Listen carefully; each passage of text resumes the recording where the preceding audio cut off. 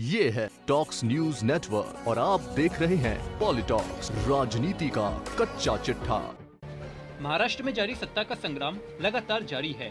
आज 5वें दिन भी ये साफ नहीं हो पाया है कि आखिर ऊंट किस करवट बैठेगा। एक तरफ एकनाथ शिंदे के साथ बागी विधायक असम के गुवाहाटी में डेरा जमाए बैठे हैं, तो वहीं महाराष्ट्र में भी बैठकों का दौर जारी है।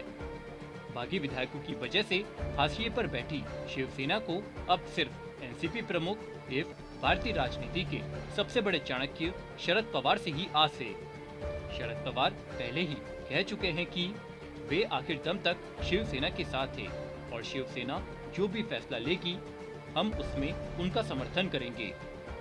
वहीं भाजपा स्थिति को भांपते हुए जहां आगे की रणनीति बनाने के लिए अपने सहयोगी दलों के साथ बैठक कर रही है, तो वहीं बीजेपी की इस बैठक पर शिवसेना नेता संजय रावत ने जोरदार तंज कसा है। रावत ने कहा कि बीजेपी नेता देवेंद्र फडणवीस बैठक तो कर रहे हैं, लेकिन वो इस झमेले में न पड़े, फंस जाएंगे। एक बार सुबह का कांड हो चुका है, कहीं शाम का कांड न हो जाए। आपको बता दें, महाराष्ट्र में जारी सियासी संग्राम के बीच शिवसेना नेता संजय रावत एक के बाद एक बड़ा बयान देते हुए बीजेपी और बागी विधायकों पर निशाना साध रहे हैं। शनिवार को पत्रकारों से बात करते हुए संजय रावत ने कहा कि जो भी बागी विधायक वहां बीजेपी के संरक्षण में गुवाहाटी में बैठे हैं, वे मुंबई आए और यहां आकर बात करें।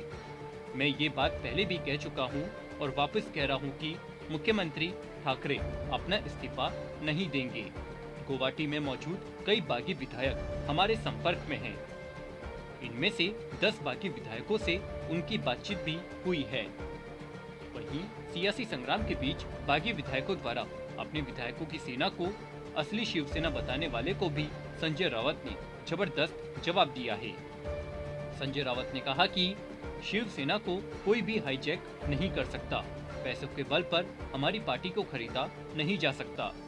अगर शिव सैनिक भड़क गए तो महाराष्ट्र की सड़कों पर आग लग जाएगी।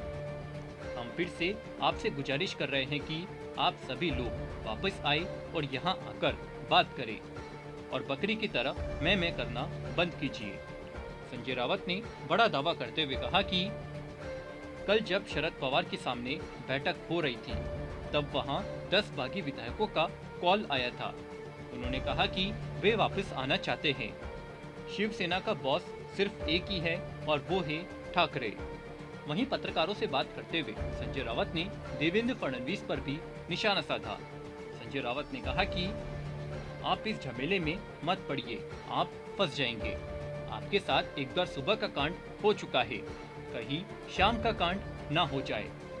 देवेंद्र फडणवीस सबसे पहले अपनी प्रतिष्ठा बचाए और इस झंझट में ना पड़े तो ये उनके लिए बेहतर होगा।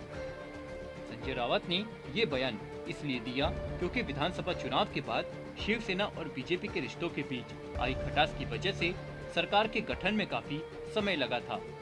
उस समय एनसीपी नेता अपने साथ कुछ विधायकों को साथ लेकर बीजेपी के साथ चले गए। आनन फानन में सुबह 6:30 बजे देवेंद्र फडणवीस ने मुख्यमंत्री के रूप में शपथ ली, लेकिन उनकी ये खुशी ज्यादा देर नहीं टिकी और शरद पवार के जादू के आगे बीजेपी नतमस्तक हो गई। बीजेपी से हाथ मिलाने वाले अजित पवार ने सरकार से समर्थन वापस ले लिया और सरकार गिर गई। वहीं पार्टी से बागी हुए विधायकों के दफ्तरों पर शिवसेना द्वारा की जा रही तोड़फोड़ को मद्देनजर रखते हुए ठाणे और आसपास के इलाकों में धारा 144 लगा दी गई है। इस मसले पर चर्चा करते हुए संजय रावत ने कहा कि हमने शिव सैनिकों से संयम बरतने की अपील की है, लेकिन वे खुद समझदार हैं, उन्हें कोई संदेश देने की जरूरत नहीं है। वहीं बागी विधायकों की सुरक्षा वापस लिए जाने के सवाल पर संजय रावत ने कहा कि जो बागी विधायक महाराष्ट्र के बाहर है, वहां उनकी सुरक्षा की जिम्मेदारी वह खुद उठाए। हमारे राज्य में होते तो हमारी जिम्मेदारी होती। हमने किसी भी विधायक की सुरक्षा को नहीं हटाया है। पॉलिटॉक्स ब्यूरो, महाराष्ट्र। ये है टॉक्स न्यूज नेटवर्क और आप देख रहे हैं पॉलिटॉक्स, राजनीति का कच्चा चिट्ठा।